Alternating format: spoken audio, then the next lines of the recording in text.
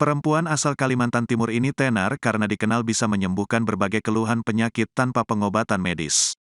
Banyak orang tertarik mencoba pengobatan ala Ida Dayak. Fenomena ketenaran Ida Dayak pun jadi sorotan konten kreator pesulap merah, Marcel Radival. Biasa membongkar trik para dukun, pria bernama asli Marcel Radival itu pun turut menguliti trik Ida Dayak.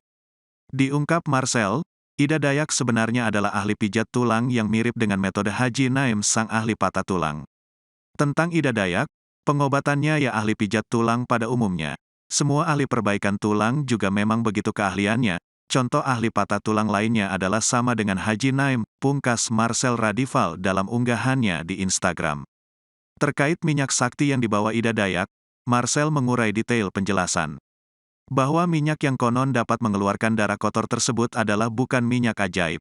Diungkap Marcel, minyak merah tersebut adalah minyak urut biasa. Terima kasih sudah nonton. Jangan lupa like, subscribe, dan share ya.